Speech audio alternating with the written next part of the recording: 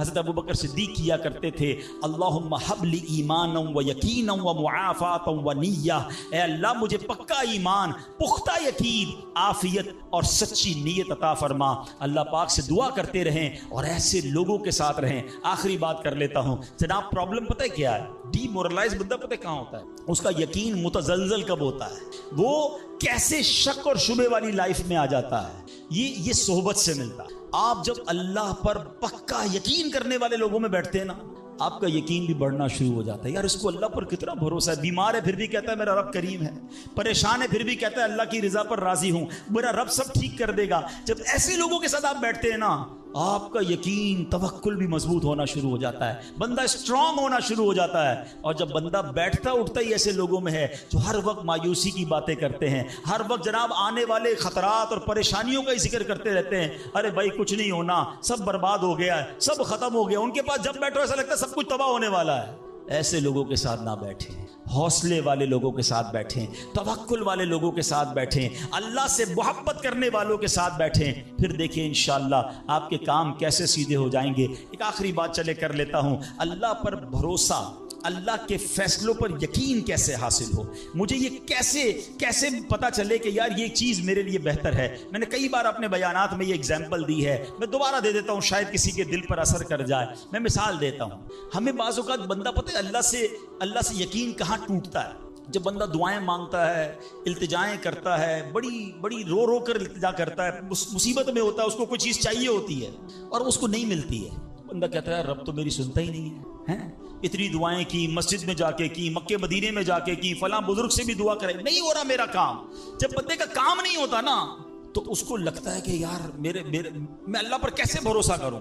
یہاں جا کر شیطان حملہ کرتا ہے۔ اب آئیے اس وسوسے کو کیسے ختم کریں۔ آپ میں سے کئی ایسے مجھے نظر آ رہے ہیں جو والد ہوں گے یا بڑے بھائی ہوں گے، آپ کا کوئی چھوٹا بیٹا یا چھوٹا بھائی ہو اور بیمار ہو جائے، اس کو بخار ہو جائے، گلا خراب ہو جائے اور وہ رونے لگے کہ ابو میں نے آئس کریم کھانی ہے، میں نے ٹھنڈا شربت پینا ہے۔ اچھا بتائیے، آپ اسے ٹھنڈا شربت پلائیں گے؟ وہ رو رہا ہے آپ کے سامنے، آئس کریم کھلائیں گے اسے؟ جواب دیجئے نہیں، وہ رونے دیں گے آپ اس کو۔ آپ کا ایک دوست برابر میں بیٹھا ہو اور کوئی کہے یار کیسے ظالم ابو ہیں، بچہ رو رہا ہے دے دینا اسے آئس کریم، تو آپ ایک جواب دیتے ہیں میں والد ہوں، مجھے پتا ہے اس کو کب کیا دینا ہے۔ ایسا ہی ہے نا؟ اب ذرا دل پر ہاتھ رکھ کے میرا جملہ سننا، تم والد ہو، تمہیں پتا ہے بیٹے کو کب کیا دینا ہے، میرے مالک کو نہیں پتا مجھے کب کیا دینا ہے۔ میں رو رہا ہوں، میں گر گڑا رہا ہوں، میں تڑپ رہا ہوں، وہ نہیں دے رہا، ارے یہی بہتر تھا۔ ہو سکتا ہے کہ میں جو مانگ رہا ہوں مجھے مل جاتا تو وہ میرے لیے اور برا ہوتا۔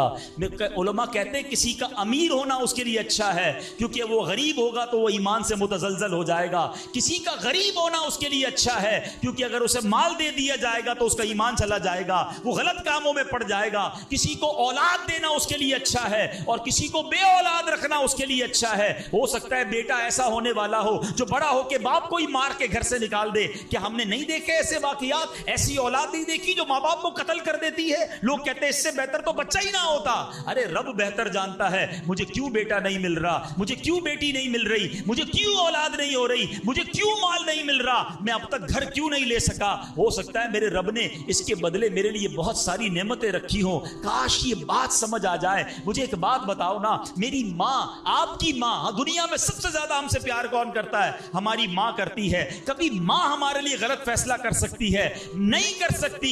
ارے جو ماں میرا اچھا سوچتی ہے، اس ماں کے دل میں جس نے ممتا ڈالی ہے، جو کروڑوں ماؤں سے زیادہ مجھے چاہنے والا ہے، وہ میرے بارے میں کیوں نہ اچھا فیصلہ فرمائے گا۔ کاش یہ یقین آ جائے کہ جو رب نے کیا ہے وہی بہتر کیا ہے۔ سبحان اللہ۔ زندگی کا ایک اصول بنا لو، میرا کام، جب آپ کا کام ہو جائے نا تب بھی کہو اللہ کا شکر ہے، اور جب کام نہ ہو کہو جب بھی اللہ کا شکر ہے۔ میرے لیے یہی بہتر ہوگا۔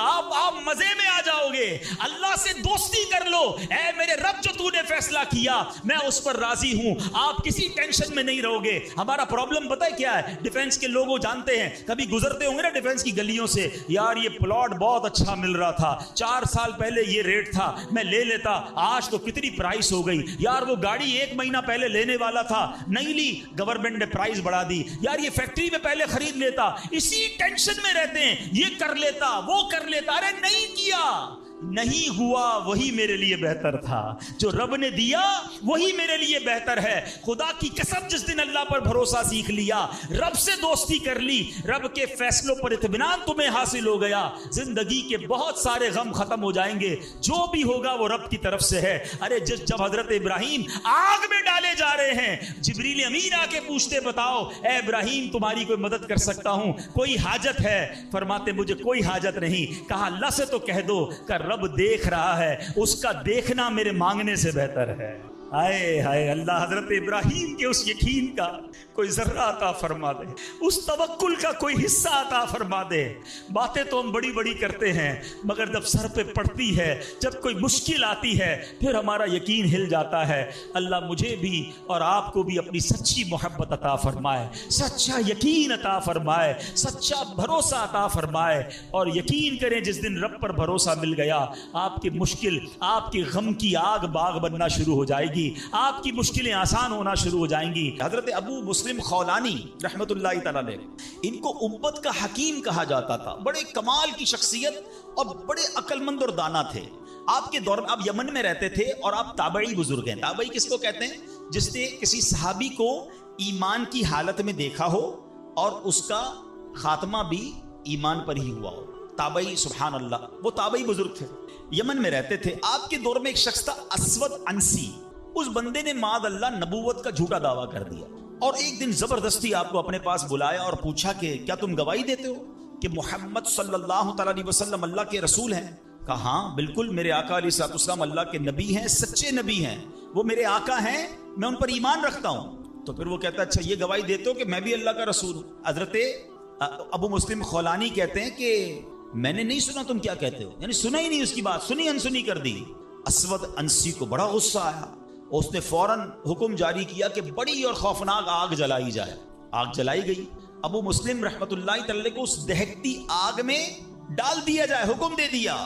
آپ کا ایمان ٹس سے مس نہیں ہوا، آپ کھڑے رہے اور آپ کو اٹھا کر آگ میں ڈال دیا گیا۔ سبحان اللہ، جس رب نے حضرت ابراہیم کے لیے آگ کو ٹھنڈا کیا تھا نا، گلزار کیا تھا، ابو مسلم خولانی رحمت اللہ تعالی کے لیے بھی وہ آگ سلامتی والی ہو گئی، بالکل صحیح سلامت آگ سے باہر آ گئے۔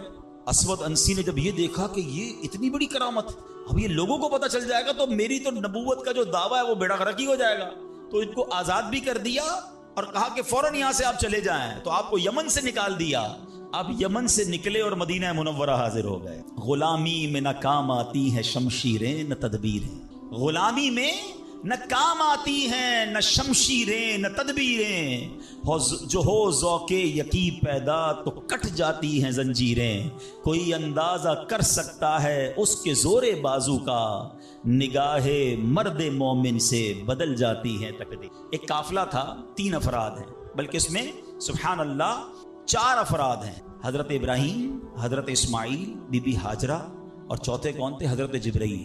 حضرت جبرائیل راستہ بتا رہے ہیں، یہ پورا قافلہ پیچھے پیچھے جا رہا ہے۔ کہاں جا رہا ہے؟ حضرت جبرائیل سے حضرت ابراہیم کو اتنا شوق تھا، پوچھتے ہیں اے جبرائیل ہماری منزل آ گئی؟ کہتے ہیں ابھی اور آگے، ہماری منزل آ گئی؟ کہتے ہیں ابھی اور آگے۔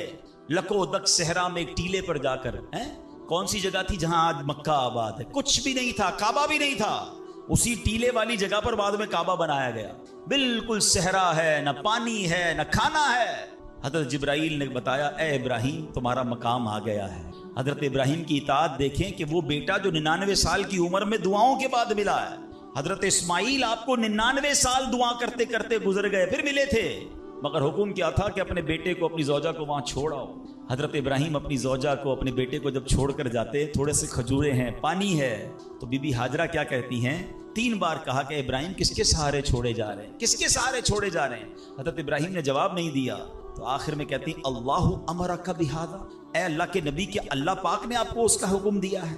آپ نے کہا مجھے رب نے حکم دیا ہے۔ اب یقین دیکھیں اس خاتون کا، اس ماں کا یقین دیکھیں جس کا چھوٹا بچہ ساتھ ہے، دودھ پیتا بچہ ساتھ ہے، نہ کوئی انسان نہ پرندہ، مگر جب حضرت ابراہیم نے کہا نا کہ ہاں رب کا حکم ہے، تو کیا کہا؟ اے اللہ پاک کے نبی، اگر یہ اللہ پاک کا حکم ہے تو پھر آپ خیر سے جائیں، اللہ ہمیں ضائع نہیں کرے گا۔ رب کا حکم ہے نا، پھر کھانا بھی اسی نے دینا ہے، پانی بھی اس نے دینا ہے، ہماری حفاظت بھی اسی نے کرنی ہے۔ آئے ہائے، یقین کیسا تھا کہ وہ رب رحمان قدرتوں والا ہے. اللہ وہ ہے جو مردے سے زندہ نکال سکتا ہے. اللہ وہ ہے جو دن سے رات کو بناتا ہے, رات سے دن کو بناتا ہے. اللہ پاک وہ ہے جو بنجر زمین کو سرسبز و شاداب بنا دیتا ہے. یہ وہی رب ہے جو صحرا سے چشمے نکال دیتا ہے. اللہ پر یقین تھا کہ اگر پانی نہیں تو کیا ہوا, پانی بھی اسی کی نعمت ہے, وہی عطا فرمانے والا ہے. ارے یہاں کھانا نہیں تو کیا ہوا, رزق دینے والا تو موجود ہے. سبحان اللہ. اور ایسا ہی ہوا, کہا اب خیر سے جائیے, اللہ ہمیں ضائع نہیں کرے گا. کیا خوبصورت شعر ہے نا.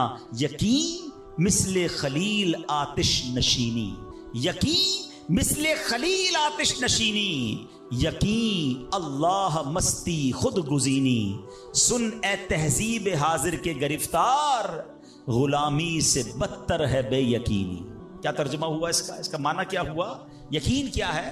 حضرت ابراہیم کی طرح بے خطر بغیر ڈرے آگ میں کود جانے کا نام یقین ہے. یقین کیا ہے؟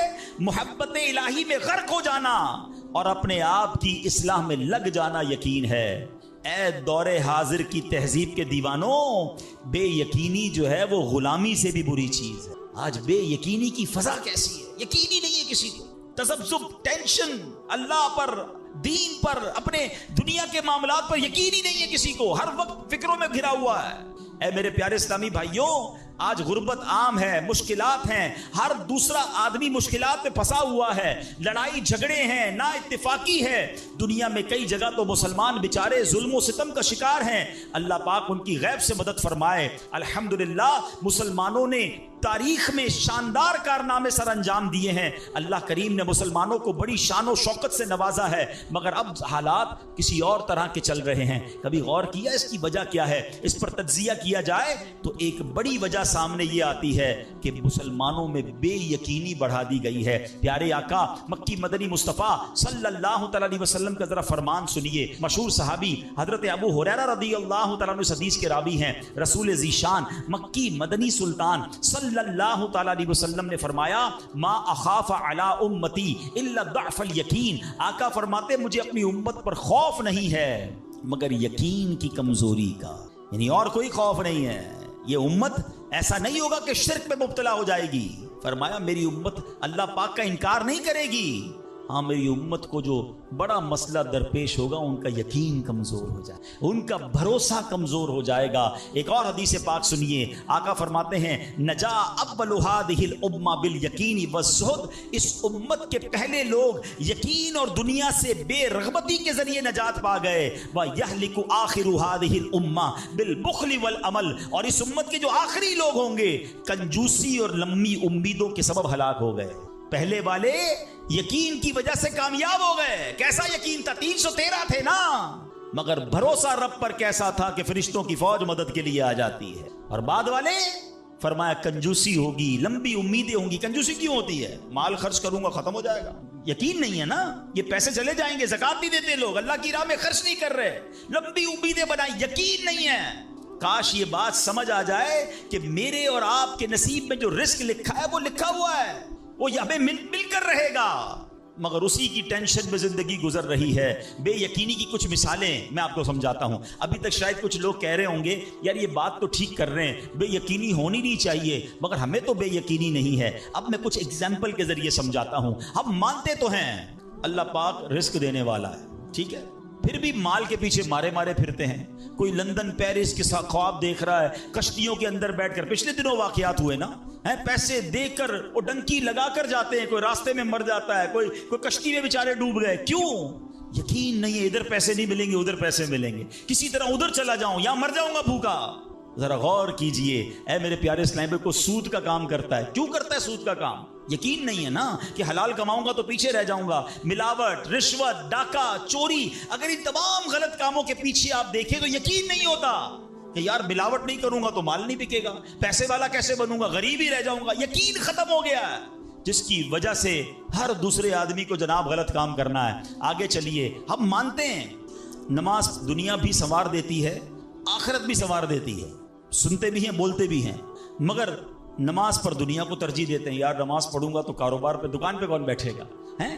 نماز پتہ ہے آخرت اور دنیا سنوار دے گی, یقین نہیں ہے. اسی طرح ہم مانتے ہیں کہ مسلمان کی ترقی قرآن پر عمل کرنے میں ہے.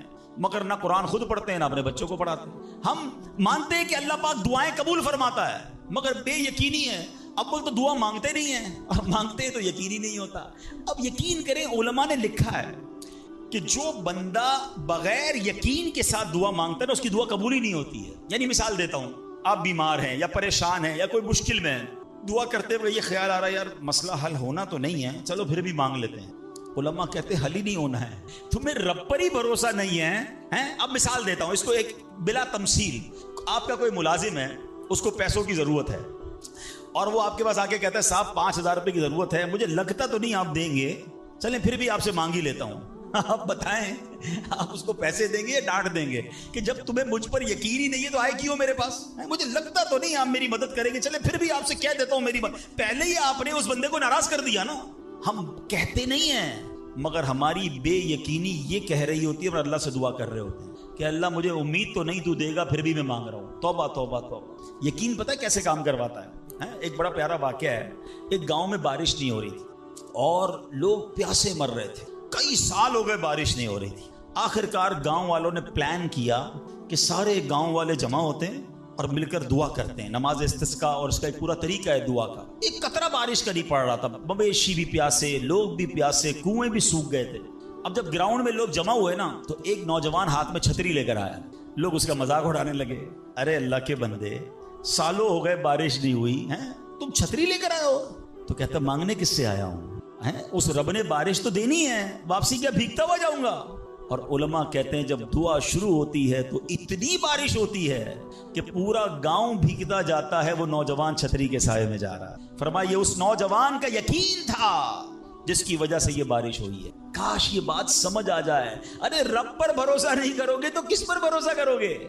اپنے دین پر, اللہ رسول کے فرمان پر ہی ہمیں بھروسہ نہیں ہے.